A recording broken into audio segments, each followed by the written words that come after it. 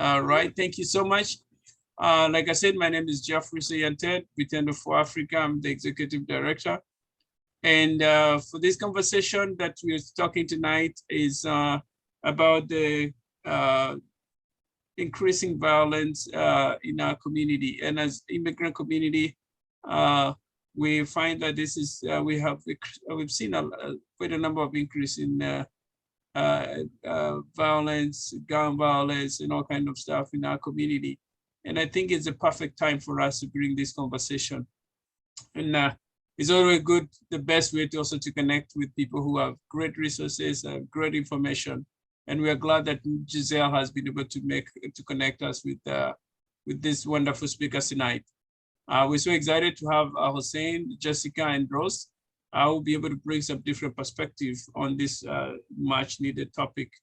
And just for the housekeeping purpose is to mention that we would like, please mute yourself. And at the beginning, we will have the panel conversation, and then at the end, we'll open up for the Q&A.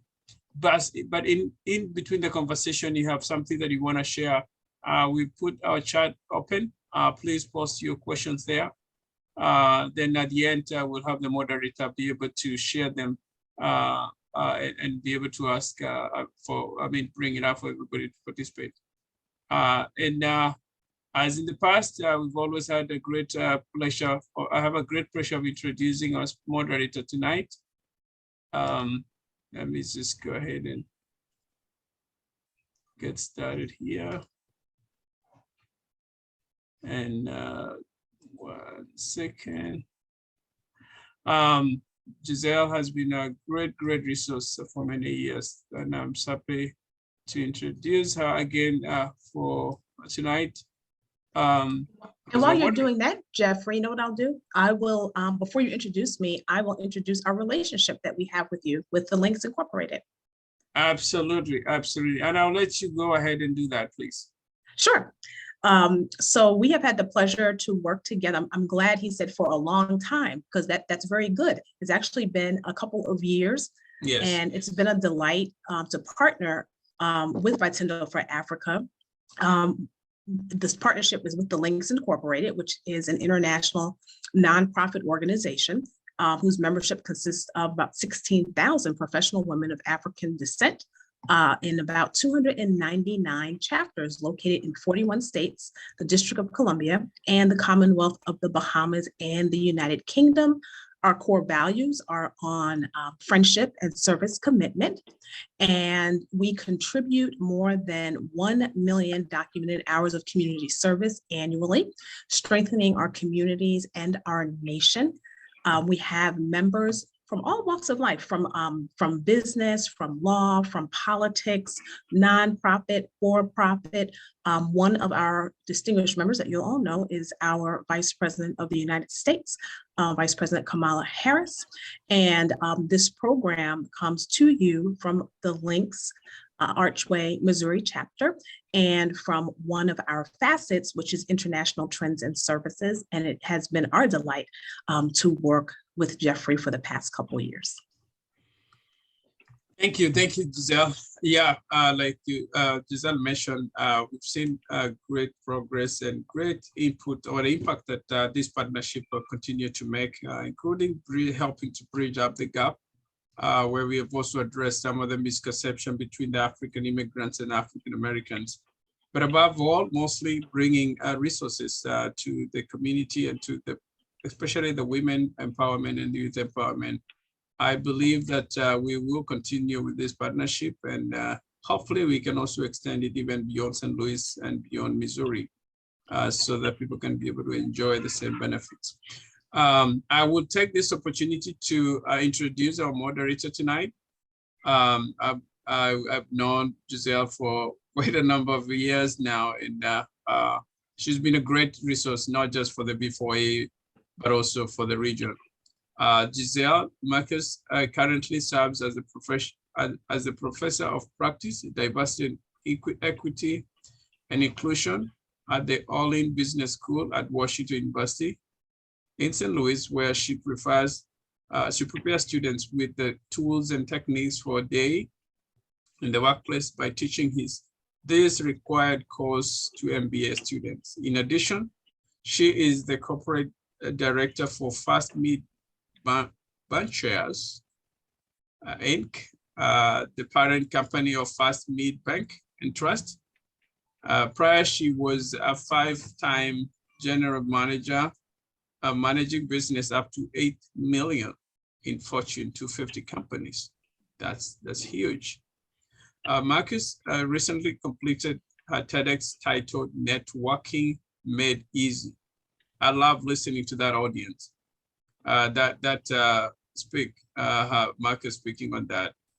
She has been featured in Huffington Post Black Enterprise and the Milwaukee and St. Louis Business Journal. She recently has been a repeat guest on Good Morning St. Louis on the Fox affiliate in St. Louis, Missouri. And I think I've attended watched a couple of their sessions. She resides in St. Louis, Missouri. Her favorite country to explore is Africa, where she has been visited. She has actually visited more than 14 countries. I don't want to say how many I've visited, but I can tell you it's less than 14 countries. So great. Thank you so much, Giselle. I see your passion, not just here, but also in the continent of Africa. And yes. We're so lucky to have you. Over to you, Giselle. Thank you so much, Jeffrey. What a delight. Welcome everyone here in the audience. Good evening. We thank you for being here with us. You could be doing anything on an evening at 6:30 p.m. So we thank you for being with us. I have the distinct pleasure of being able to introduce our esteemed panel tonight. I am so excited to introduce you to the three of them. I'm going to begin with Dr. Hussein Latif. He is an assistant professor at the Brown School. He's also at Washington University, like myself. He has a PhD from Arizona State University. His areas of focus are Black adolescents and emerging adults, young Black male premature mortality prevention, African-American centered social work research, justice-involved youth and adolescents, and juvenile offender reentry. Very appropriate for what we're talking about tonight. His research informs social work practice, prevention, and interventions with youth populations of African descent.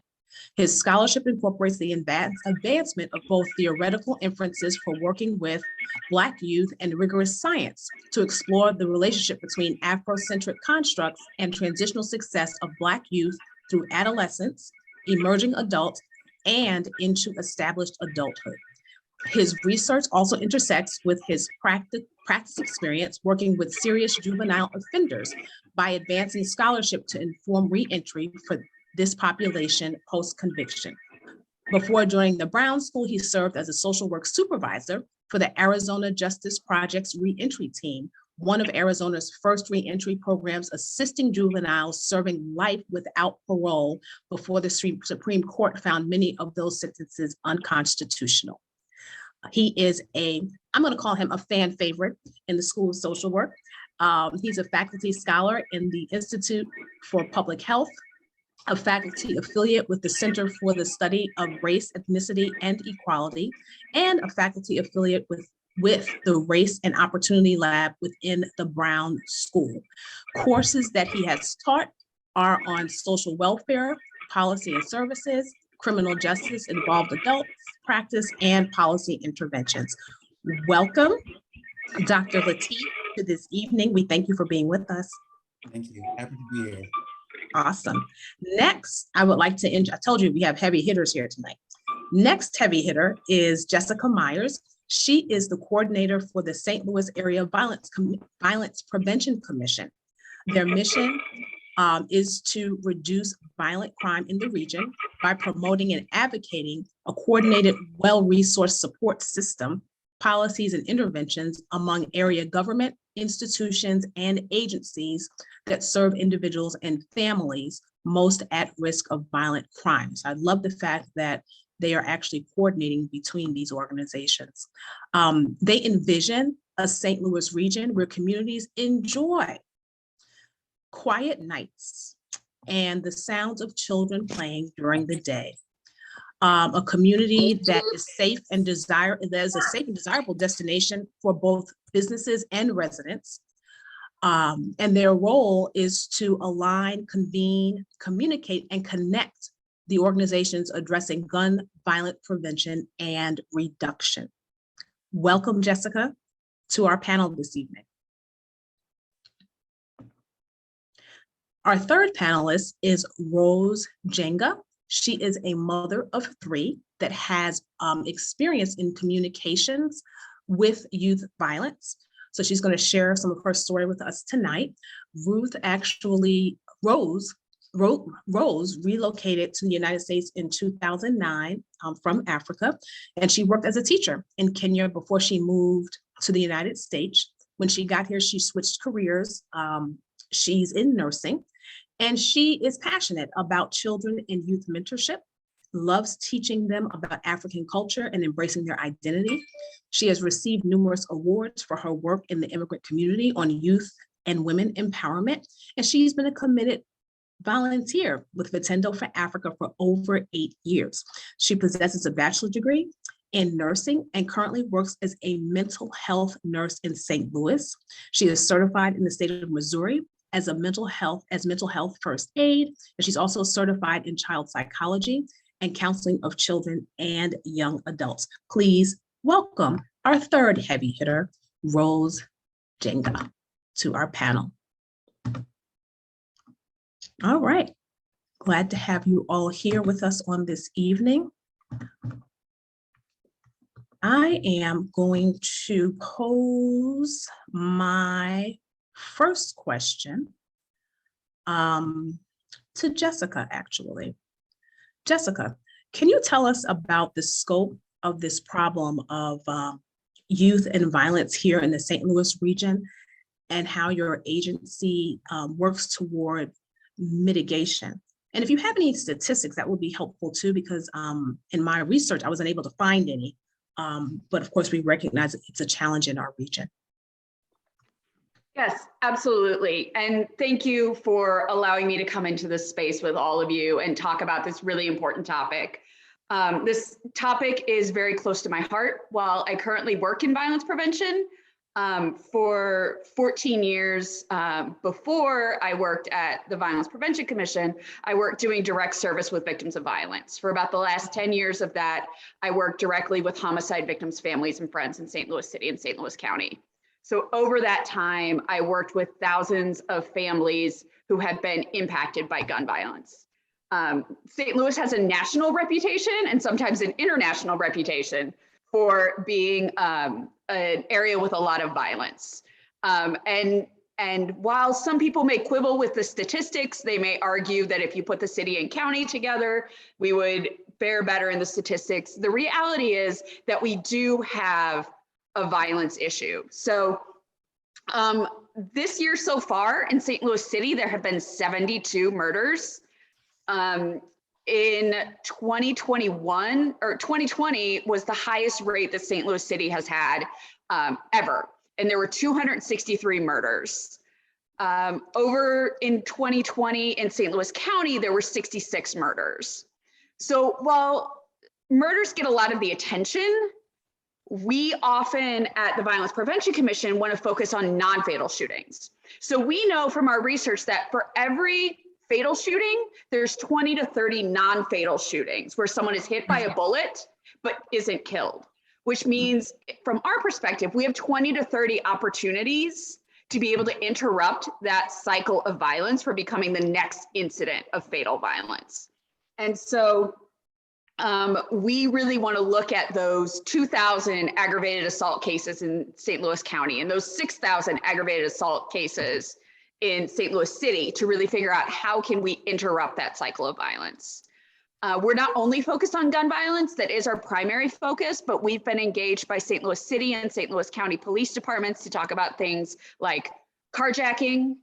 That's one of the big issues, especially with youth in the St. Louis region. We've talked about issues with the city courts and the county courts.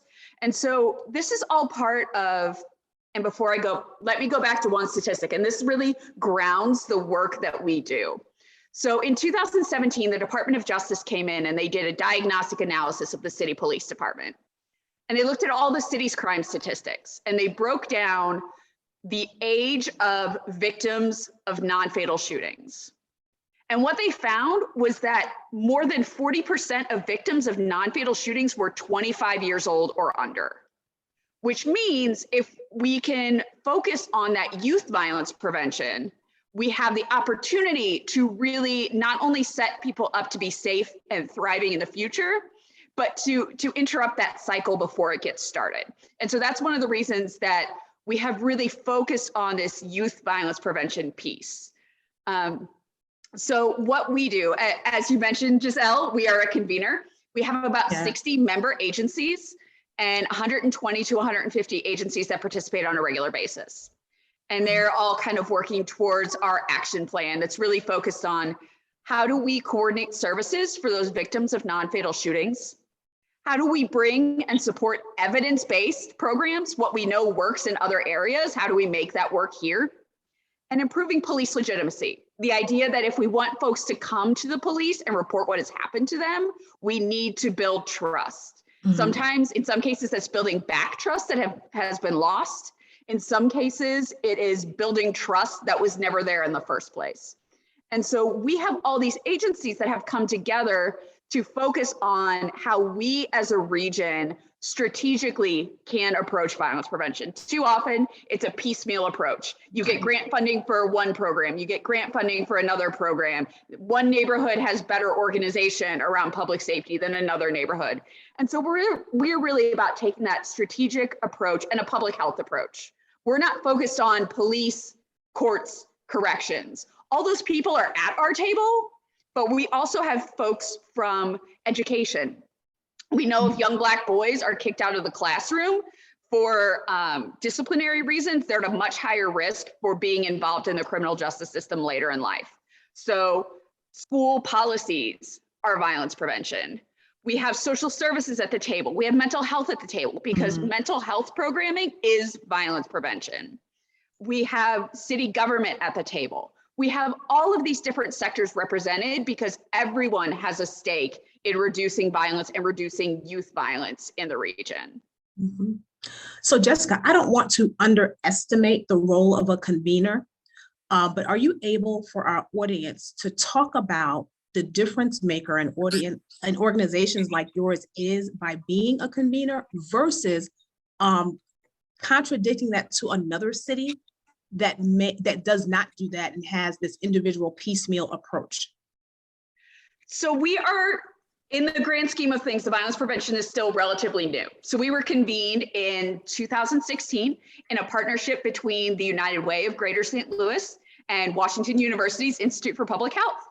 And so we have only had staffing since 2018 when I was hired, and I am still the first and only staff member of the Violence Prevention Commission. So, you know, I don't want to overstate what we do, and we do have limited bandwidth for what we're doing, but the focus is really to reduce duplication of services. A lot of funds and a lot of resources can be wasted if multiple agencies are doing the same thing and they aren't talking to each other, if they're working in their silos. But also to take a regional approach. So the city police department are concerned about city crime statistics. St. Louis County Police Department are concerned about St. Louis County statistics. And same with the government officials. And so our role is really to reduce duplication of services, to advocate for and apply for funding as a convener when appropriate. We have some community projects funding that has come through a federal earmark because we are a convening agency. And then to really work with that regional approach. So we're being strategic about how we talk about violence because we're often pitting the city against the county. And it's an us versus them problem. And so it's really about getting everybody on board, everyone who has a stake in violence prevention, getting them on board and working towards a common action plan, not just getting together and talking. We have an action plan. We have objectives. We have 8 committees that meet every month or on a regular basis to really keep moving towards this goal of reducing gun violence. Excellent. Well, once you have more years under your belt, I look forward to your agency being in the forefront and other cities duplicating what you're doing. I think what you're doing is actually brilliant. So thank you for that, Jessica. My next question is for Dr. Lateef, and that is about an article that I read in the New York Times last Thursday. So since then, the numbers may have changed, but the article was pointing out that there is a disturbing new pattern of mass shootings, and that is in young assailants. 6 of the deadliest mass shootings in the United States since 2018 were by people who were 21 or younger, which is really a shift from decades prior. The 2 young men accused of carrying out the massacre in Buffalo and Uvalde followed a similar path. They legally brought semi-automatic rifles right after turning 18, posted images, of this on social media, and even, kind of shared what they, what they plan to do. So I had a few questions for you. So this is a loaded one. So the first one is, what's the legal age to purchase a firearm in the state of Missouri? Dr. Lateef. Great. Well, thank you so much. And again, I think as my other panelist has mentioned, it's a great privilege to be here with you all. And I think the discussion around youth violence is very important, as was previously shared, is that if we can address youth violence, we can make a huge impact on violence broadly as it affects communities and families in the United States. But to your first question about the purchase of a firearm in Missouri, it's 21 for a handgun. There is some, I think, a little bit of nuance around a long gun or, for hunting purposes, but typically, the firearms that are being used largely for community violence victimization that we see, handgun purchases are at 21 years of age. Thank you for that. My next question is, how easy is it for children, young people of the African diaspora to attain these weapons? Recognizing the age is 21, but sometimes they end up in the hands of younger people. Absolutely. Well, what we know from the research around how do young persons get, involved with firearms is it's a typical same pattern across ethnicity, is that for most young persons, the direct access to firearms are going to come right from the home, right? So being able to get access to the firearms of their caregivers, in some cases, it can be close relatives associated with the family. But typically the common way young persons get their hands on firearms is actually right at home. Now, we know that a lot of times, if we look at the patterns of youth crimes, which is very different than adult crimes, is that typically violent crimes carried out by adolescents are in groups, are in peer groups. And a lot of this has to do, and I know we'll get into some of this in this conversation today, about the developmental stage and of where young persons are and how that intersects with how they see the world. So again, another pathway, even though the common way is through the home, it could be through another peer's home, right? Who has gotten access to that firearm, are also older relative as well. I see. Thank you for that, Dr. Lateef. My next question is for Jessica, and I just want to tell Rose, hold on, because I am coming your way after this question for Jessica. And that is, I want to talk a little bit about social media. Can you share how social media is playing a role in shaping ideas of violence from your experience here in the region? And what advice do you have for parents to actually try to monitor youth social media accounts?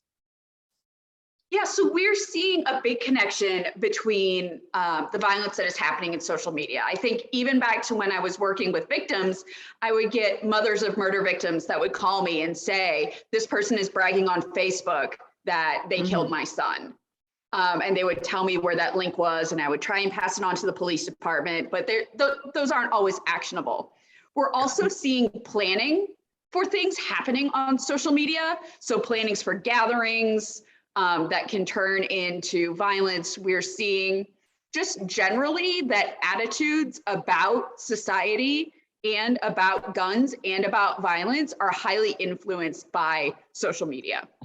That's not to say social media is evil or social media is bad. It's a tool, and how it's used makes all the difference in what the outcomes are. So there are any number of safety apps that you can put on your child's phone or on your home computer, depending on how they access social media. You can set limits on what types of apps they use. You can set time limits on when they can and can't use their phone. But I think the biggest thing, the biggest place to start is an open conversation with your kids about internet safety and about your expectations for what access you will have to their social media content, to their texts, to their emails. And that needs to be age appropriate, and it needs to start early, even before they have access to the smartphone or to social media. You need to be having that conversation. And make sure that you are building trust around that conversation, that your child can come to you if there is something that they see on social media that frightens them, that angers them, that makes them worried about their safety or the safety of someone else. I think of some of the things I got up to on social media, and I was on the internet back in the AOL chat room days. And so I think of all the conversations I had and people who knew my name that I had never met in real life. And, you know, sometimes it's a wonder that we all made it to this point with internet safety, but it's really about building that trusting and open relationship with your child, because you can monitor in any number of ways, but kids are smart.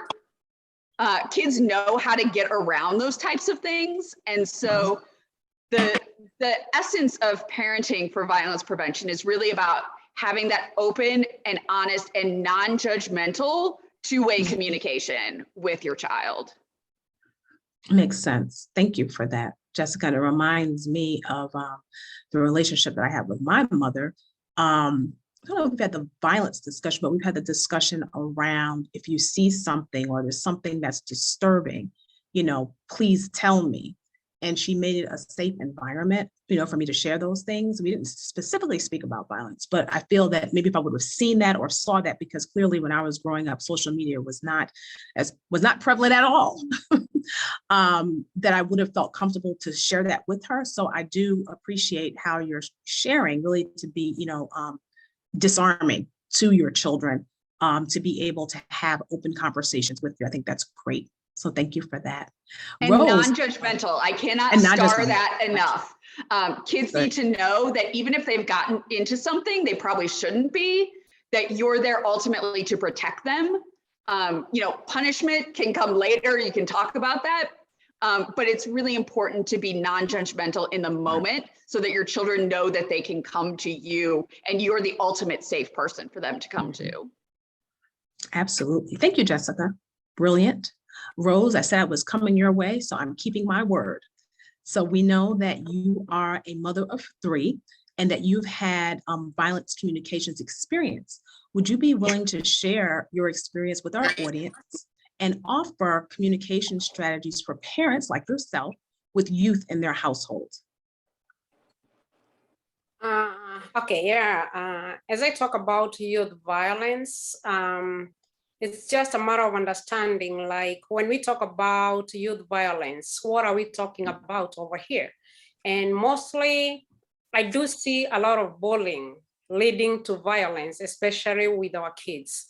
And one thing about bullying is we normally have the victims, and also we have the spectators, and we have even the people who are just bystanders. So if you're not a victim, you're a bystander, or you're somebody who is just watching things happen as you watch. So in the first thing that we need to know about youth violence is whether they are bullying each other, they are fighting, they are giving threats to each other, or they are having gang-related violence or gun violence, like my friend has talked about over there. So in all these, I do believe our kids, and as we ourselves, we've been brought up, a lot of violence is coming in what our kids are watching every day. They're too much attracted to social life. And we talk about social life is about the environments they're exposed in. This includes the social media. And when you talk about the social media, we are having cyberbullying, we are having the Twitter, the Facebook, and all, they have even YouTube. And we are having a lot of people who are feeding all these social media things with a lot of violence videos. Our kids are watching them every day. And if you go to some researches, they're talking about these videos are being viewed by millions of people. If only they can be putting their ages over there, we can recognize like what kind of age group is watching these videos. And for them to be watching these videos, are they watching them to learn more about what's going on? Or are they watching them to learn more about how to prevent? So that's one thing that we need to think about. But mostly, and according to research, we see that a lot of youth violence is too much. Having to a number of either 1,000 to 1,300 per day treated in the ER from youth violence issues. That's injuries, accidents, and all that kind of stuff. And whenever they have all these issues going on, they end up having some issues later on in life, just because of one thing that was watched and it brought up to something else. When we think about youth violence, and when I was talking about having all these social media issues and them watching and trying to see what they can do about it, we need to know about our youth. Are they watching to help, to report, or for what reason? In our houses, we have uncontrolled social media usage because most of the times we think our kids are so busy in their bedrooms and doing a lot of things. The one thing that is the very hardest thing to say is to control their social media usage. Because one thing, I'll trust my kids fully according to how I've brought them. So in the mind of that, I might not think that some things are ringing in their minds because this is something which should not be in my house. I've not taught them, but guess what? They are not only in my environment 24/7, they're in other environments, which are exposing a lot of things. So I cannot be judgmental. Like she is saying, we need to stop being judgmental, even for the positive judgment. Let me not trust them 100% that this cannot happen in my house. For sure, it can happen. As it is happening in another parent's house, it can also happen in my house. So as we see all these, we need to have open discussion with them. Not every day, but even as we text each other, what's going on around the world? Because like us parents, sometimes we are passed by a lot of issues, not knowing what's going on. The other time we had the shooting in Texas. Actually, I got that from my daughter. So by the time I get to what is going around the world, they already know. They know the shooting that is going on around St. Louis, downtown, and all that kind of stuff. So they're exposed to more things than we think. And this is triggering their minds. And if somebody has some anger management and they want to go somewhere and retaliate or fight back, they have some research they are doing from the videos they are doing. And from those videos they are watching, they're having a lot of information even of how to do it. If, for example, right now, you give me a gun, I surely do not know even where to start or where to touch it. The last gun I saw close to me is when I was being invigilated in my high school end of exams. Kenyans will understand what I say by that. And that's not something you can come close to. But right now, we can see like even in our communities, I'm not very sure, and it's something that I can deny, but I need to be corrected on this, whether we are still even having parents with guns in our houses. If we do so because of security reasons, are they being kept in the safest way possible? If it is used for that reason, Kids know there is a gun somewhere, they do not have access to that. And we have to make sure that we are trying the best to keep them off from that. Another thing is we need even to know what are they watching, even in the TVs that we have, Netflix, which we are paying the bills for. What is being watched in my house? I need to control that. Might be a challenge to control that, but let's talk about the things that you can watch in my house. What can we watch? Something which is helpful, something which is of value to you, but not something that can trigger your mind to go out and do a lot of nasty stuff. So we need also to talk about it. We might not be 100% sure when we are out what they can do, but creating the trust amongst our kids and amongst ourselves is the most important thing. When you buy them phones at the age of 10, 11, and 12, yes, it's my responsibility to get into that phone and to watch what is being communicated. And the trust they give you will also show you what they are doing on those phones. So one thing that I like, and I talk about it to the youth, please show me the trust that I need to monitor you with. And with that being said, they'll show you exactly who they are. When it comes to that, and you see like there's something missing in them, you need to tell them like, okay, this is what it is. I'm not trusting your phone for now. Can I just have a look at what's going on? It might be a challenge still, but when they know that you can pop in their phone anytime, at least that can be something. By the time they turn to 18, let's show them that I can do, you're still under 18, under my roof, I can do ABC. And we need just to be firm on that. Because still, I can keep that phone for some months. I can keep it for 2 weeks. You don't have it just because you're misusing it. Because we need to what we give. And in my language, I can say, I give with the right hand, and still I can take with my left hand. What do I mean? I know what I can offer to my kids, but on the other side, I know the restrictions that I have to put on what I've given. So let's do that and see how we can go about that. The other thing, which personally, I don't want to say that I've been against, but I never see it as a good idea. As our kids are growing, and here I'm talking about the kids under 5, 7, their minds are so empty that whatever they are putting in their mind is whatever they are seeing. And their computer is so empty. It needs to be fed. So we need to feed this computer of their brain with good information.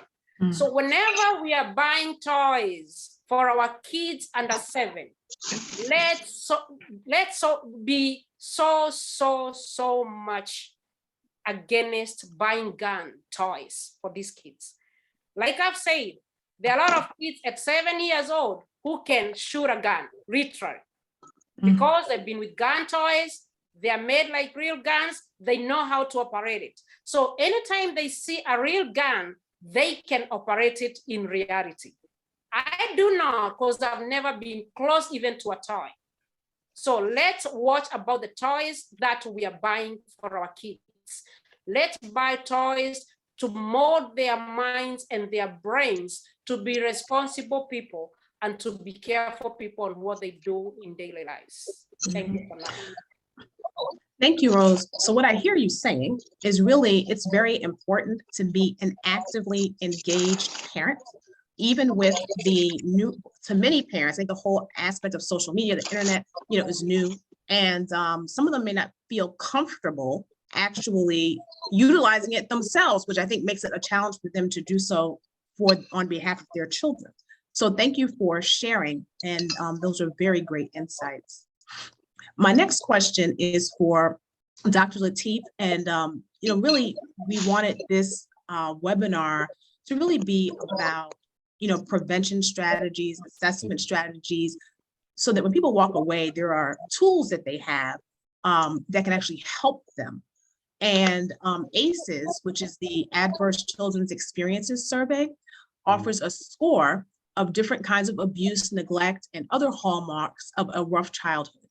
According to the ACEs study, the rougher your childhood, the higher your score is likely to be, and the higher your risk for later challenges. Have you found this or other assessments to be measures of the potential of future action? And where can a parent have these assessments performed? If not the ACEs, what are other options to investigate where your child would be? Absolutely. Thank you for that question. And I think it's that question I spend a lot of time in my research trying to think about and also find solutions for. As I mentioned previously, or as was mentioned earlier, my practice experience has largely been working with juvenile homicide offenders, that is, young persons who were between the ages of 12 to 17 who took the life of another individual. And so as a researcher now at Washington University, I spend a lot of time trying to understand, why do kids kill people? Why does that happen? And one of the things that is actually that we're finding, and I think as Jessica kind of mentioned earlier, the research and the literature and the practice of trying to find solutions to youth violence is still very new.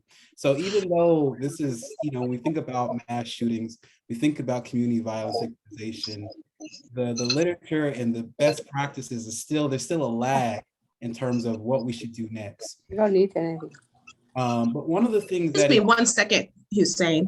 I was going to ask Jeffrey, can you mute all lines? Because I'm having trouble hearing some of the panelists when they speak, because a number of lines are open for people that are not panelists. So if you could help us with that, that would be great.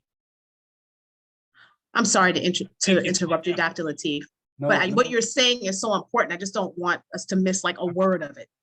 Absolutely, no worries. So what I was essentially saying is that, going back to the issue of community violence victimization, and when we see these atrocities around violence, what we do know is that young persons or juveniles who commit violent offenses or serious violent offenses, they follow a same typical pattern in terms of experiences. And this is cross ethnicity, this is cross race, this is cross geography. And really what you alluded to is that idea of the adverse childhood experiences. So when we say what are we saying when we say adverse childhood experiences versus having a rough childhood?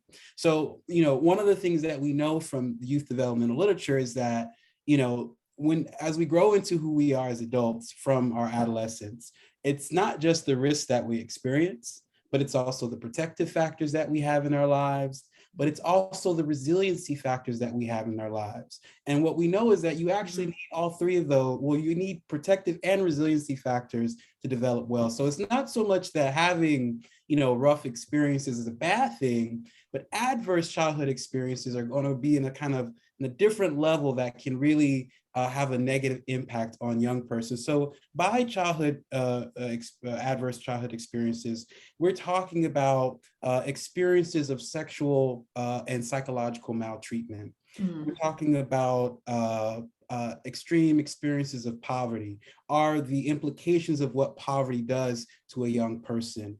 We're talking about experiencing a household that is chronically plagued by substance abuse.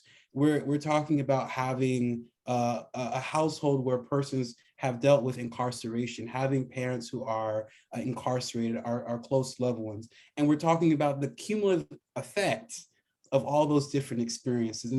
And the reason why those experiences are important to consider when we think about young persons is that compared to adults, if these things experience, what we know from the literature is that these experiences between the ages of 0 to 17 have long-term impacts. And some of this is related to what we know about the brain. For those who are all here, some of the research are the findings that have impacted my own practice experience and also my research is that we now know that the human brain is not fully developed until 25. And particularly the part of our brain that's related to making rational decisions, that's the part that's not complete until 25. So a lot of the the transient immaturity factors that young persons are highly susceptible to are happening during that 0 to 17. So again, what we find going back to my central point, amongst young persons who commit some of the violent acts that we find heinous, and in my research, what we find is that they have very high or above average childhood experience scores. Now, that doesn't mean that having a high ACE score, and it's scored between 0 to 10, it doesn't mean that a young person that scores a 5 or a 3, and really anything above 3 is a very high risk. It doesn't mean that person will commit violence, but what we do find is that having scores that are high are abnormal for the general youth population and are very common amongst young persons who commit violent crimes. So I know I said a lot there, but keep me focused if there's a component that, you also asked, so, what about parents in terms of getting their young persons evaluated for these? So the best way to get an evaluation around if your child is experiencing, high levels of stress or trauma that might have implications on their developmental outcomes is to schedule an assessment with a licensed mental health professional. So this could be a licensed clinical social worker, a psychologist, and you typically, the first place to go to find out about resources might be either speaking to your child's school social worker to see if they can connect you to resources, or actually speaking to your child's primary care provider. Great. Thank you, Dr. Lateef. Very helpful. The next few questions that I have before we go to Q&A are questions for any and all of you to respond to. So the first one is, what are some of the signs of the potential for youth violence that would be a trigger for a parent? Like, what is it that they might see, hear a child do that says, light bulb on, my child may be involved in violence or leaning in that direction? Are there triggers that parents could be looking for? One thing that I can say about some triggers is if, for example, some kids report that there is something going on with them on bullying, because I know with bullying, kids take it differently. And I've talked with a lot of kids on how to respond to bullying so that you can stop it as early as possible. Because acknowledging a bully is one thing that helps kids go. Most of us, we've been bullied in one way or the other, but how I responded to the first bullying is what takes you through the next level of bullying. And I do say that because if you allow the bullying to continue, it becomes a huge deal and fear is instilled in you. So talking to our kids to know whether they're experiencing anything like bullying is one thing that we need to monitor, because our kids who cannot be bullied, sometimes they'll tend to be violent to fight for themselves. So that is one thing that we need to take control of. Like, they should not take everything in their hands, but there is at least a protocol to be followed if there is bullying that is happening to your kids. One thing they don't like is reporting all that to us. And we as parents, it's our responsibility to kind of monitor any changes with our kids. I know my kids very much that sometimes if there is something wrong, I need to catch those things, sleeping, trying to be violent even at the house, even trying to have some anger issues that probably I've never witnessed have them. So some changes in their way of doing things is one thing that we need to monitor and catch up as early as possible so that we can know whether there is something going on. And I just want to echo that, Rose, really looking for those changes. So parents should be the ones that know their kids the best. And so if your child is sleeping more than usual, or they aren't eating as much as usual, or they're doing either of those more than usual, if you're noticing changes in their mood, if you're noticing they don't enjoy things that they used to enjoy, if you notice that they're hanging out with different kids, or they're alienated from their friends that they used to be friends with, if you notice they're getting in trouble more at school, if they just seem distressed, those are all things to look for. Those changes are really where to look, because I could give you the list of risk and protective factors for youth, and you could check off, my child has this many of those risk factors. But to Dr. Lateef's point, even if your child has all of those risk factors, it doesn't mean that they're necessarily going to go out and commit violence. We have a lot of youth that have had a lot of trauma that don't go out and hurt other people. So really looking for changes that you see in your child to indicate that there might be something going on. Absolutely. And I want to echo again what the other panelists have said. And one of the things that I'm recently working on right now, and in a study I'm publishing that's looking at factors of social competence in children of African descent, particularly teenagers, is, and I think we've talked a lot about that today, is that parental relationships matter, right? Mm-hmm. That your relationship with your child is one of the easiest things, or maybe not the easiest, but one of the straightforward things that you can do to ensure that your child is prepared to engage with others in a pro-social way. One of the things that also I think we have to uplift is that when we think about youth violence, there is a nuance that's important to consider, and that's gender. One of the things that my research and my practice experience, and I'm sure others can share as well, is that we find that a lot of the issues around youth violence, typically, again, across ethnicity and across race, it tends to be something that's more common among males, right? And so when we think about that in terms of prevention, it's not only important that your child has a strong, supportive, nurturing relationship with you, i.e., as what's been said, that they know that, even if they're going to get in trouble, that they know that you have their best interests, that you all can have those awkward conversations, you all can problem solve together. But also what we're finding is that, particularly for males, that it's also important to have non-parental pro-social adult relationships. Mm-hmm. So if you can also, make sure that your child is connected to opportunities at their school and the community to establish those pro-social connections, whether that's a youth program, sports, the martial arts is another great thing, the swim team, that these are all going to be things that are great protective factors that not only help young persons bolster their kind of social support system, to deal with when things happen, but also will help them to connect to pro-social peers, which is a very important component to thinking about prevention of some of those experiences of bullying that are again, atypical. And again, I just want to uplift a little bit. Also, it's very difficult sometimes when we think about what are those triggers that we need to look for in youth, because again, depending on the developmental stage of your child,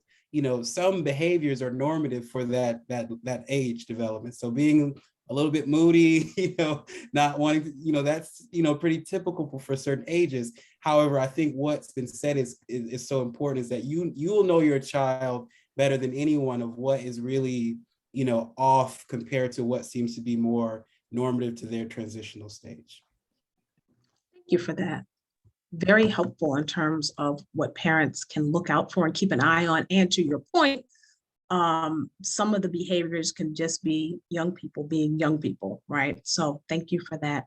Next question for all of you is, youth seem to have an increased amount of conflict with one another that ends in violence. And I say that because I think about, when I was growing up, in school, if something happened, you would say, I'll meet you, in the courtyard after class, right? And it would just be like a fist fight, right? Not, I'm going to kill you with a gun, or I'm going to, stab you with a knife. It wouldn't be any of that. But it seems that has changed. What are some conflict resolution strategies that young people can utilize? I'll just jump in. One of the projects that we have invested in, and that the St. Louis Mental Health Board, where my office is housed, is investing in, is a program from the Conflict Resolution Center that is establishing peer mediation in high schools and middle schools in St. Louis City. And so this is really about having peers host this discussion with the person who committed the wrong and the person who is victimized. And with the goal of having the person who committed the wrong take full responsibility and work in a restorative way to try and make the other person or the entire school community whole. It's really a different paradigm for discipline in schools. It's not punitive. It's not, we're going to kick you out of the classroom. It's not, we're going to punish you. It's, we're going to help you heal the damage that you have done. And in the process, you heal the damage to your own self that may have led you to whether it's a violent encounter or more likely just kind of that bullying that Rose has been talking about. So we think that's a really promising option for what conflict resolution could look like in a school setting.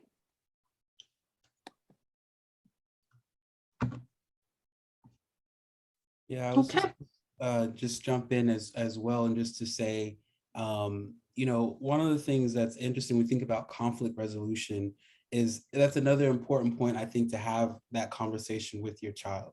A lot of times, you know, one of the things I have found in my own practice experience is that many young persons just don't know how to de-escalate a situation, you know, haven't had those conversations.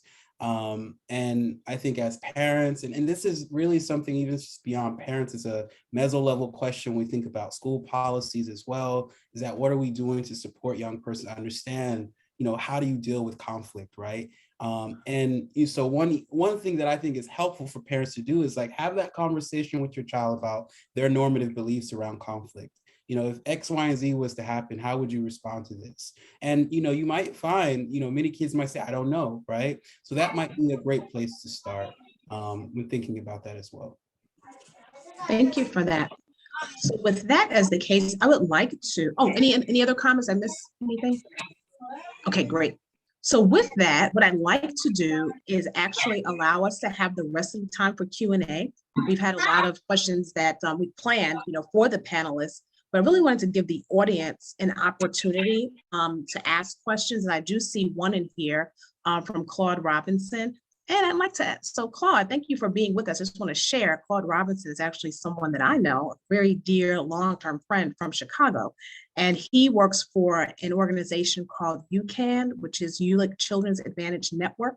They're an organization in Chicago that has a great deal of programming around youth. And one of their areas of focus is around violence prevention, gun control. And I see he's posted a question here in the chat. What are the reasons for the increase of African-American youths committing suicide?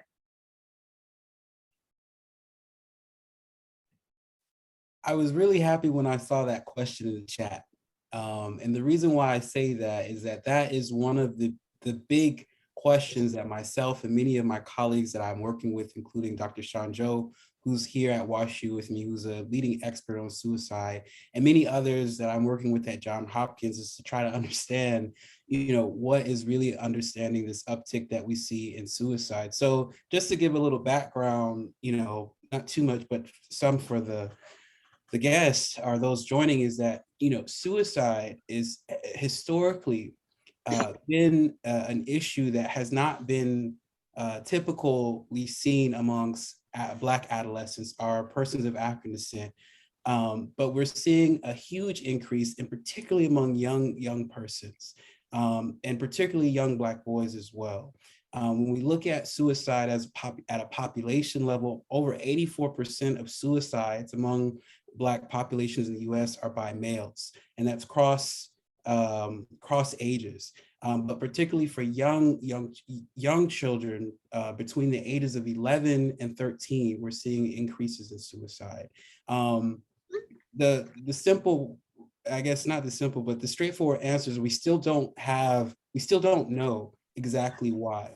But one of the things that has been suggested is that we may be seeing a shift in normative responses, normative beliefs around suicide that might represent a cohort difference. So if we look at the changes between young persons of African descent born after 1984, we see different prevalences around suicide attempts versus those who were born before 1974. So some scholars are starting to suggest, you know, what is it around how young persons of African descent are externalizing are internalizing problem behaviors and the responses that they have to that. But those are things that our researchers are still trying to identify, and we don't have the exact answer yet. Thank you for And that. just to add on to that, I don't think that we can underestimate the impact of the proliferation of guns on this. Oftentimes, the difference between a successful suicide attempt and an unsuccessful suicide attempt is the type of weapon used. And one of the reasons that we know that we tend to see more men who are completing suicide is because men are more likely to use guns, whereas women are more likely to use other methods, such as taking pills, hanging, things like that. And so I don't think we can underestimate that guns do play a part, which is why if there is one thing that folks take away from this, it would be talk to your kids about guns, talk to your kids' parents, your kids' friends' parents about guns.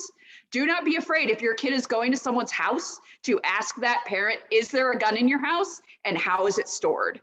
Because not having access to those weapons is one of the strongest strategies that we have as a community to reduce unintentional shootings and intentional shootings.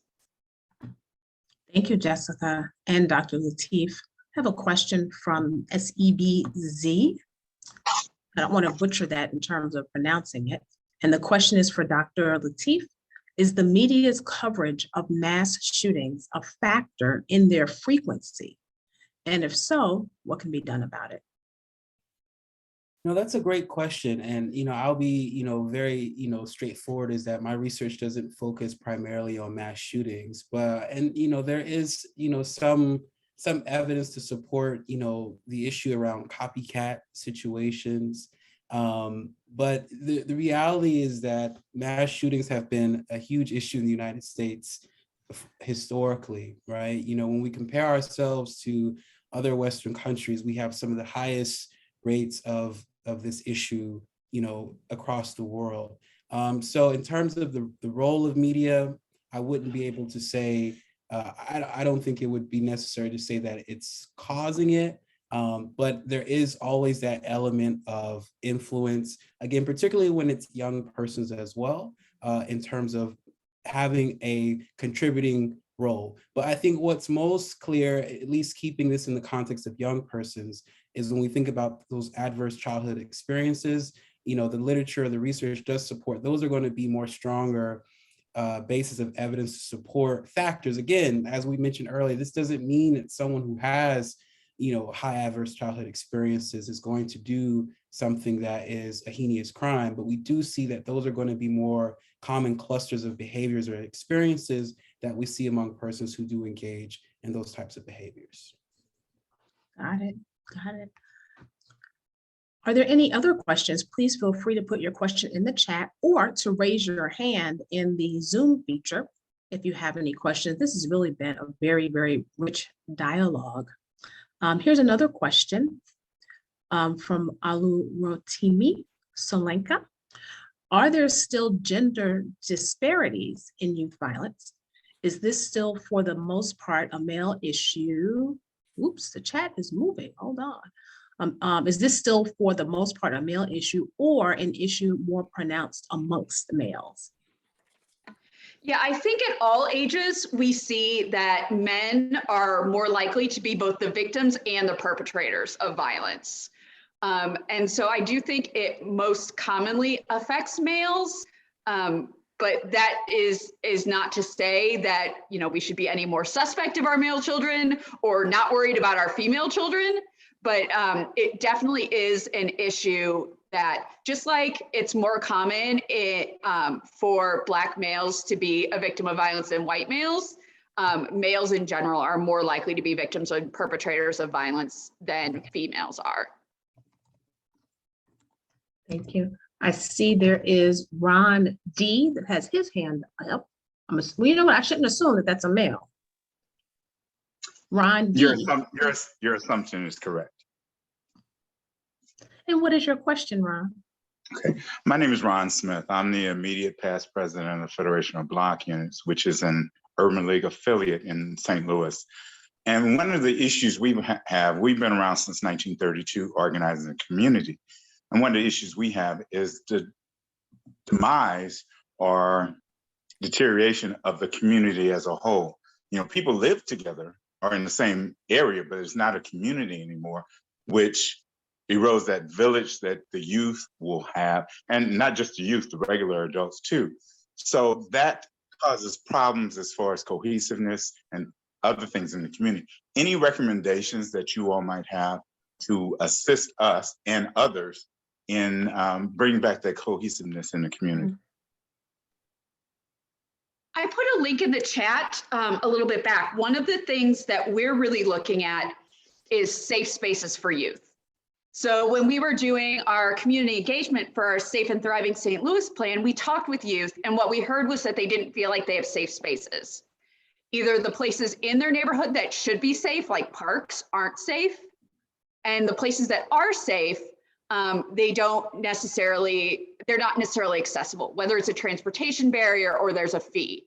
So part of what we're trying to do is really build community through youth pop-up events. So this is just an opportunity. We're working with the city of St. Louis. They've given us some ARPA COVID recovery funds, and we're looking for community groups to host youth pop-up events. And the idea is that if we give youth somewhere to be safe, not really structured, like we're talking about block parties and barbecues, not come to this program.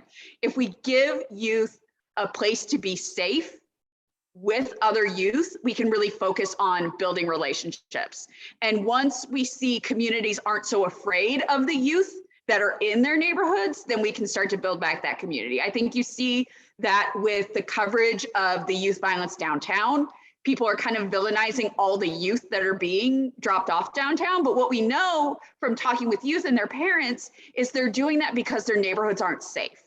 And they figure if they take their kids downtown, police headquarters is downtown, there will be more people downtown, and so their kids will be safer.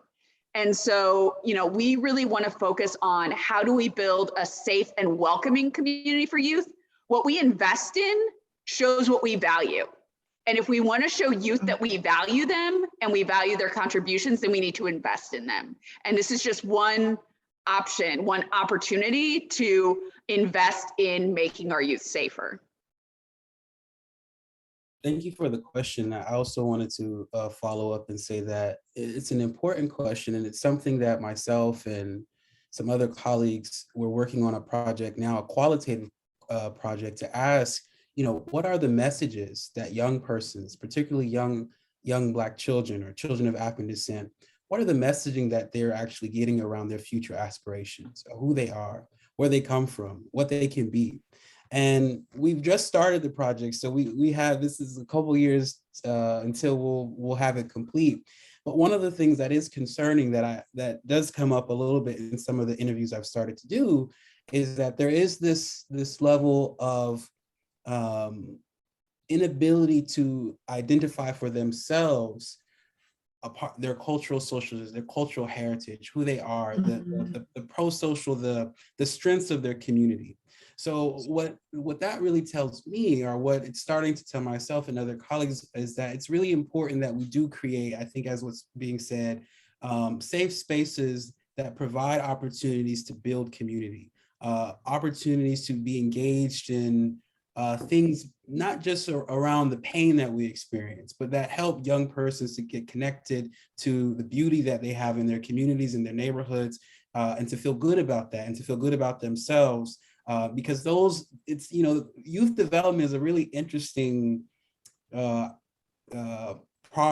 of our development as human beings. And it's, some things are very direct, like, you know, we think about the conversation we had with that teacher or that parent that really motivated us to do X, Y, and Z, but it's also those indirect experiences, all those times you can remember, you know, being able to relax and, you know, play games, to have good food, you know, all those those components, and we call those indirect effects in research, have an impact on outcomes for young persons. So again, what I'm trying to say is making sure that we bolster opportunities for young persons to just, I guess, breathe, to have spaces where they can breathe, and to be around pro-social members of their community is important. Dr. Lateef, there's a clarifying question in the chat for you from Sebastian. And then after that, Claude Robinson, I'm going to come to you and have you introduce yourself and your experience with youth development. But Sebastian, I wanted to share with Dr. Lateef your question. He said, I am not sure if I heard you right, but did you say research is consistent that gun access increases suicide risk? If so, by what mechanisms? How does that vary across different demographic groups? Sorry, Sebastian, I think I butchered your question a little bit there. But I think so, you get the gist. Absolutely. I think this is a great question. I think this is really speaking to what my colleague Jessica was sharing around gun access in the home. So I don't know, Jessica, if you want to take it, maybe talk a little bit more about that and I can chime in, but yeah.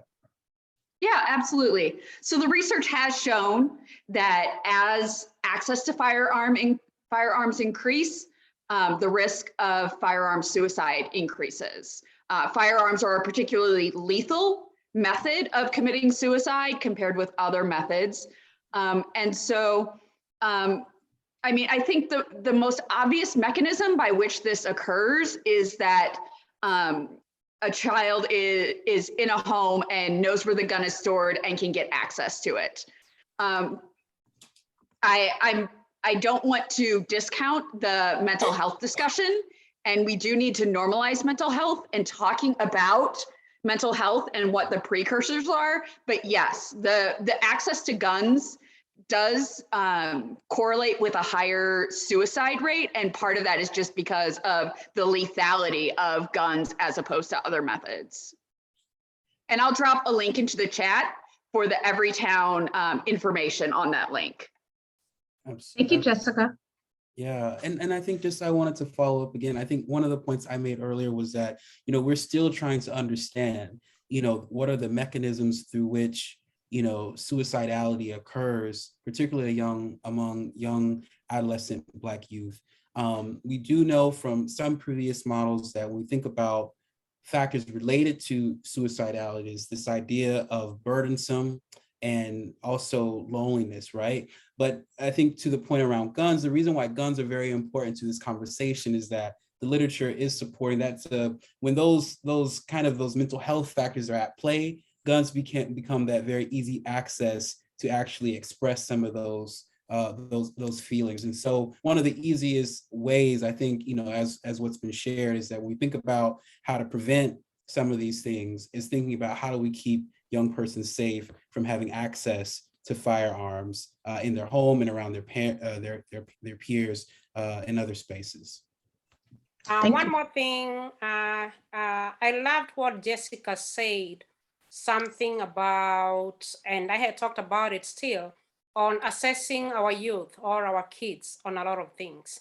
In our African community, I can say we are I don't want to say that we are ignorant about mental health, but we need to assess ourselves and assess our families too.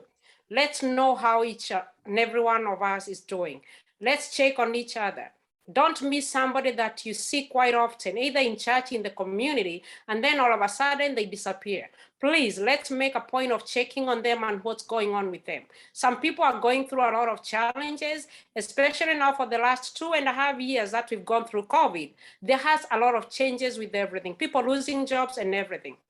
So with all this being said, the changes or the challenges that we are going through, they are bringing to a lot of mental health issues, and we don't want to remain ignorant that it is within us. Like I said, I work in a mental health facility. And when I say a lot of things are happening just because we are keeping them to ourselves, and when you talk about our youth, they are going through a lot.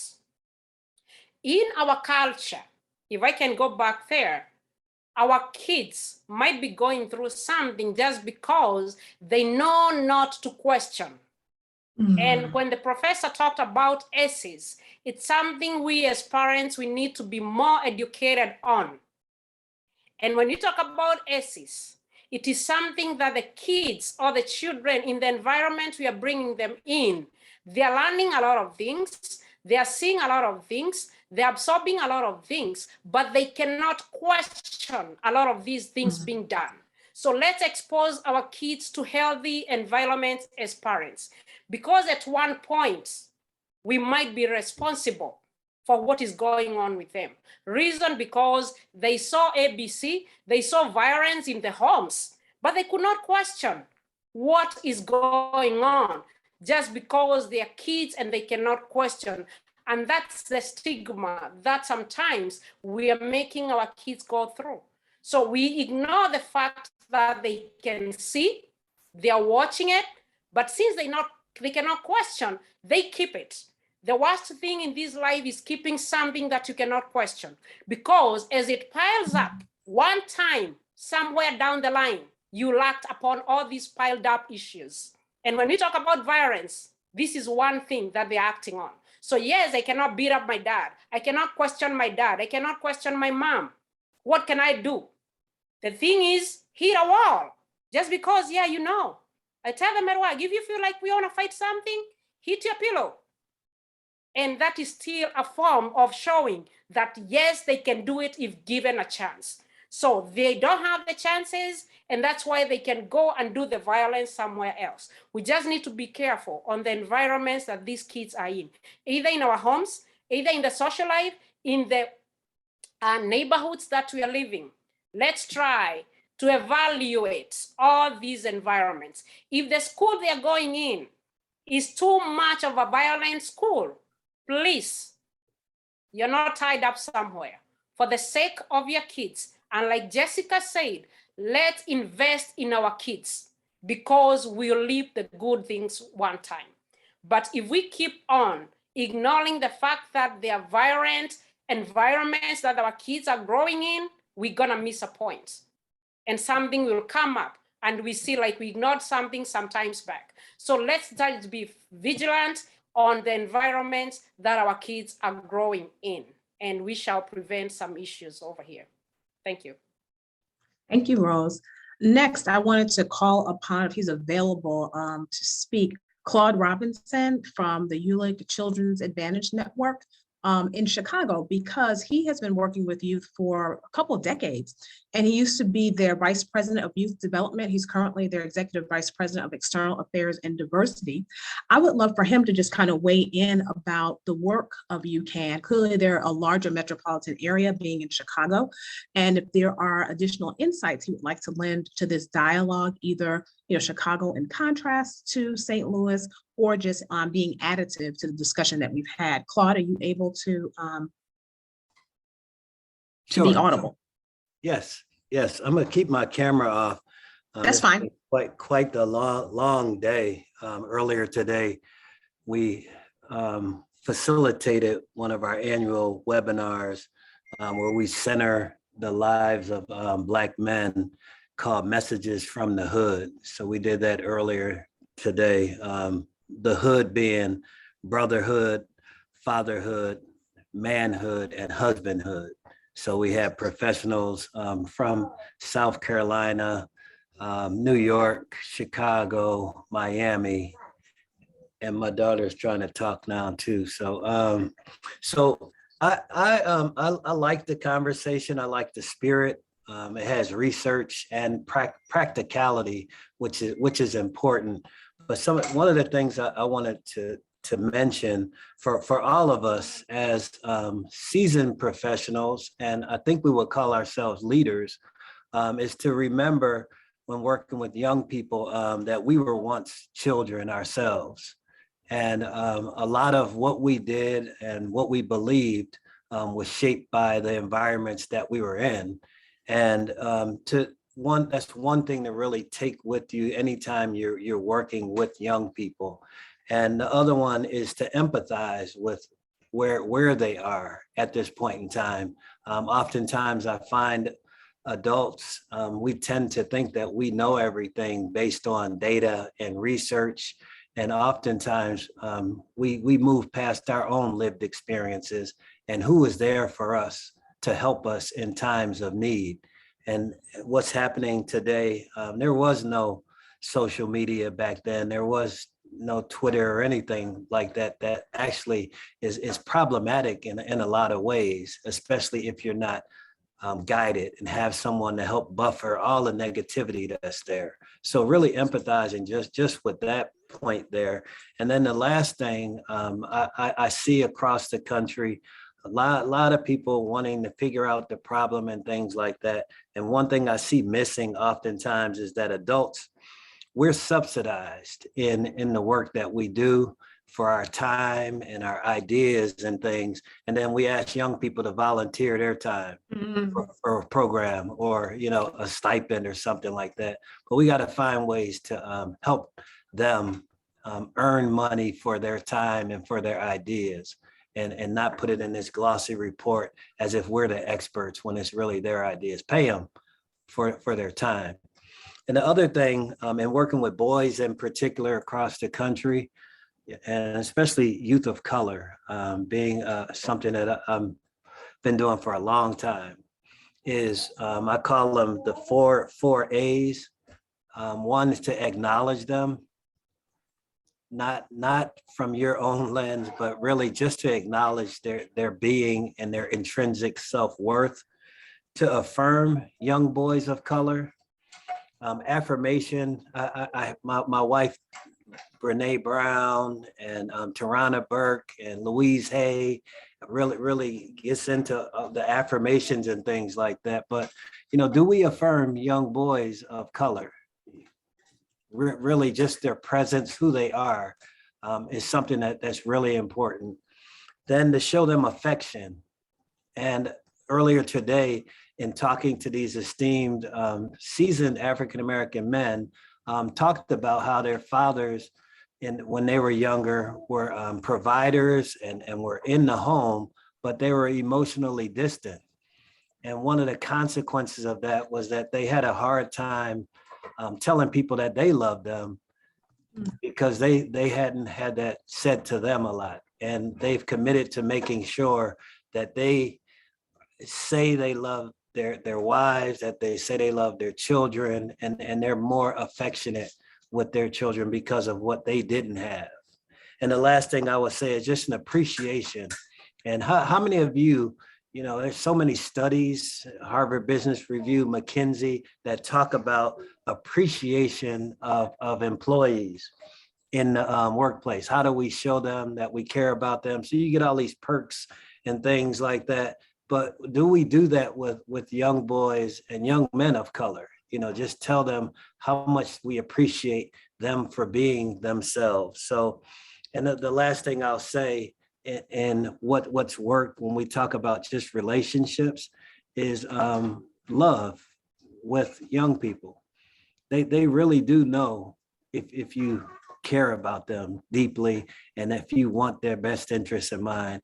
And all of what we've accomplished economically, socially, and things like that means really nothing if they don't feel like we really want them to succeed and that we love them. So those are some things that you know that I've been carrying for a long time, and I think that there are things that are timeless because it's really trying to get at people's humanity.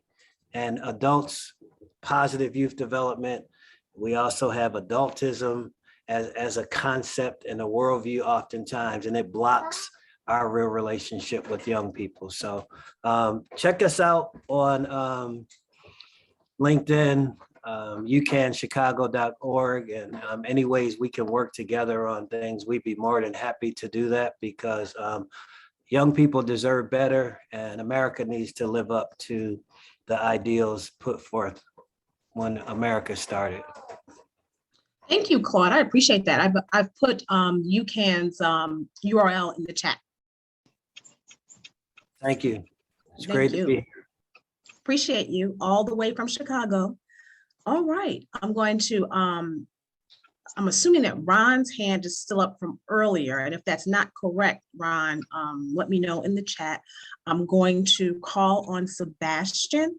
And then next, I would like Claudine to come on and just share her background and some of the resources that she has for us as well.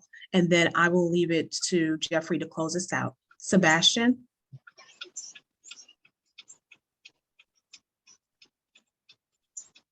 Thank you. I was trying to unmute myself, but it took me a while. Let me appreciate first the response that I got to the questions that I posted and acknowledge that I'm pretty much thrilled by just this forum and the responses that we got. And I'm particularly very happy about to hear that there is now a research that is purely based on especially the youth. Our society has minimized community-based gun violence for far too long. However, now with targeted research, I think thoughtful evaluations and intentional prioritization will come. So Dr. Latif, that is very helpful, and Jessica and Rose, to even let us know that there is now that niching where we have separated to a certain level where you're able to pull information together to be able to give now the people who are directly affected by gun violence a voice when you have actually zeroed them out. I think the only other question that I might have, and that most likely might go to Jessica, it's probably based on states and cities in terms of the gun laws that they have implemented, whether you have seen some that are more effective than others, and ignoring the fact that some of them probably need to go through a legal process to be impacted. Are there basic ones even that are probably anchored in alternative programs that you think are basic things that people can get started into addressing this crisis? Yeah, Sebastian, I think that's a great question, and one that I don't have very good news on. So Missouri has some of the most lax gun laws in the country. The Giffords Law Center for Gun Violence Prevention gave Missouri an F for their gun laws. We have found that pretty much any gun laws that go up in the Missouri legislature are non-starters. That being said, there can never be enough advocacy around there. I think in the wake of the murders in Buffalo and in the wake of the murders in Uvalde, we've really seen a renewed call for things that are really popular, such as universal background checks. Right now, if you buy a gun from another person, not a licensed gun shop, you don't have to get a background check. We've also seen support for what are called red flag laws. That means if someone has a conviction for domestic violence, if someone is an imminent risk to themselves or other people, a judge can order the temporary seizure of their guns until they are stabilized, whether it's with their own mental health or whether they have proven that they're not a danger to themselves or others. So those are two of the biggest things federally that we've seen some momentum around.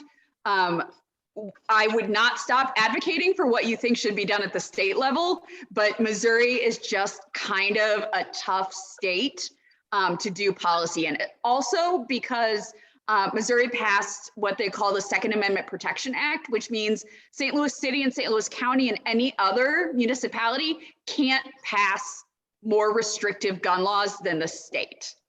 So Mayor Jones can't come out and say, you know, we have a big gun violence issue in St. Louis. I want to implement mandatory background checks. So that can't happen.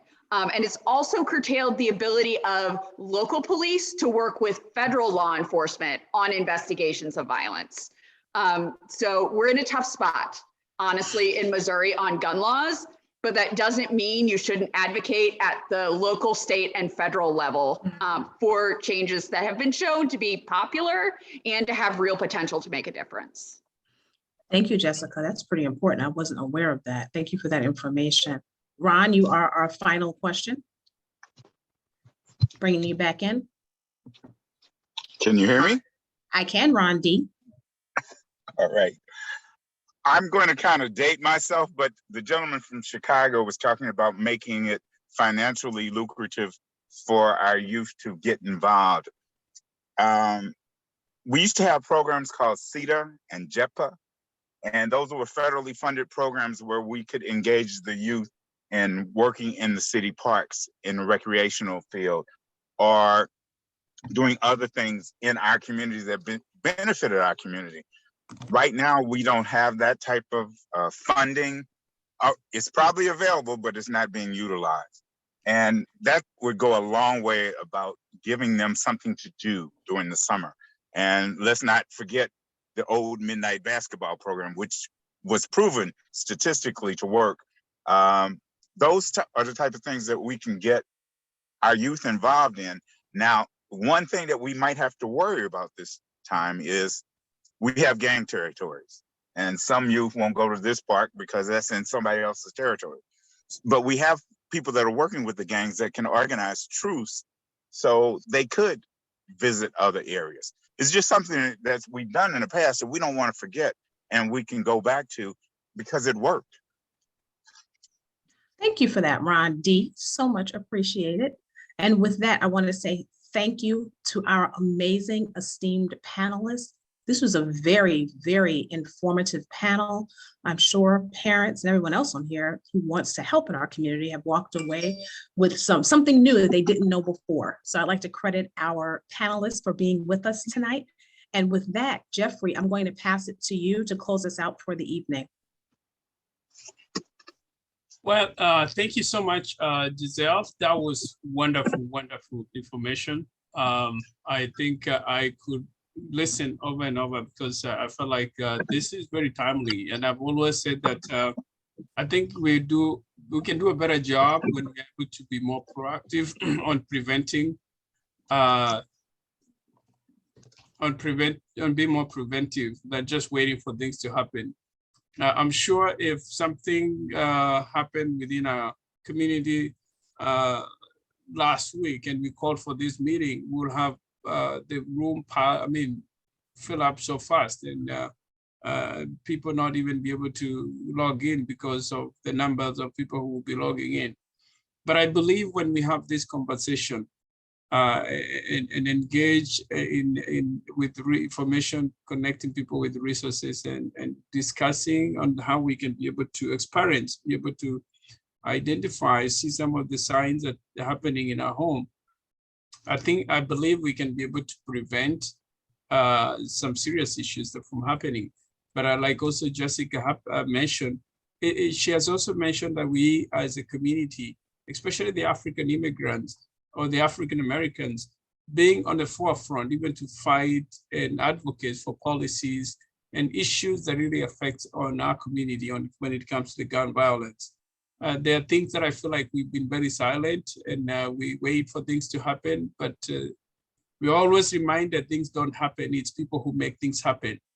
And I think at this time, we're called to be able to take first step, take the initiative, be involved, connected with those people who are lobbying for things that, on issues that affect our children, on issues that affect our region. And I think there is no better place, no better time than this. So thanking everyone who has been part of this conversation, especially our speakers tonight. I really, really appreciate, and I hope just Giselle, if it's possible, we can be able to bring a part 2 of this. Okay. And make it something that is going on so that we can be able to touch the finer details. I believe in prevention, and it's better to prevent than to talk about somebody who is already in the hospital. We've lost the last one through the gun violence. And I can see in our community, just to say, sorry to say, I've seen a lot of possession of guns in our community that has gone up in a very alarming rate. And I'm very concerned because if it's not happened, it's gonna happen. But I pray that it doesn't happen. But I believe as parents, if we are getting involved in this, we can be able to have a conversation and engage with our young people. The other thing that most of the speakers have mentioned is actually that conversation. How do we engage these young people in a productive way? Because if they are not, when they have time, they will have to find a way to spend it, either watching those videos or doing the stuff and all, engaging in the conversation. But I think creating a platform where they are engaged in a very productive way. And we've tried that as an organization. We try to bring kids to come for chess. We have kids who are doing volleyball, soccer, all these activities, skating. We have all these kids that are doing all these activities, and we start very early. We don't want to wait until they are 16, 18, and then we'll try to figure out what they need to do. If we can be able to invest on resources and opportunity and things and activities that will keep them busy, that means they have less time to think about the other negative thoughts, the other stuff. So let us, and our parents, like many Rose and Jessica, and even Ronnie said, parents, we need to create time. We need to be there for them. They are doing the activities, they are doing all these events. They cannot be able to do by themselves. We have to be there. We have to provide the resources. And I mean, prevention is better than cure. And there is no better way we can do that, this prevention, than just having the conversation. So I salute to all our speakers. Thank you, moderator, tonight. And also all the people who've been there with this, since the beginning, and just being in there to listen the whole conversation for the entire time. Please, this, I know we recorded it, but also the information that you've gathered, take an intentional step and talk to one parent, talk to two parents, tell them this is what we done, and how you as a person, you will be able to take a step and influence the people around you. Rose shared a story the other day that she was walking along the street and saw some young people who were bullying another young person, but she stopped her car and was able to have a conversation with them. And in the process of the conversation, the boy who was being bullied was able to run away from the scene. And so that's one person. We always said you cannot, as an individual, you cannot change the whole world, but you can change the world of one person. And the little thing that you can do as a person, just through the conversation, through talking to young people, but also mentoring those young people. When there are some programs that are out there, volunteer, come out as a volunteer, spend time with them, even if it's once a month. I think the little things we can do individually, if we are intentional, we can change the world, and we can change our community, and we can save the world. I was also to mention that we will have another conversation, but on a different topic. This will be on substance abuse. Giselle, we hope that this will be on September 15. If I'm not wrong, you can correct. If I'm wrong, you can correct me, Giselle. We're hopeful. I need to check with the links to make sure that date is okay, but I wanted to make sure we got something on the calendar before the summer got away from us. I'll come back with you to confirm. Great. So we will do that on September, but before then we have other activities that we are doing. Next week, we will have a meeting. Our youth group will have a meeting at Jefferson City with, hopefully they will meet the governor, the Supreme Court, and they will also meet the Secretary of State. So they will be there the entire day at Jefferson. And then throughout the summer, we have some summer programs, activities that we are doing, including a picnic event and also discussion about the cultural, how we balance between different culture as immigrants, youth here in St. Louis. And we thank the Links for being part of our sponsors this year again for this program for the youth. If you're out there and you want to be part of our sponsors, we'll gladly accept your support, but also not just, but also being there as a volunteer, as a speaker. We are looking for speakers on different topics. Mm-hmm. And then that, I said, thank you so much. Hey, Jeffrey, before you close, just want to say one more thing that I forgot. So yeah. I apologize for interrupting you as you're closing, and I know we're over time, but Claudine had collected, she did some research in regard to some additional resources for us.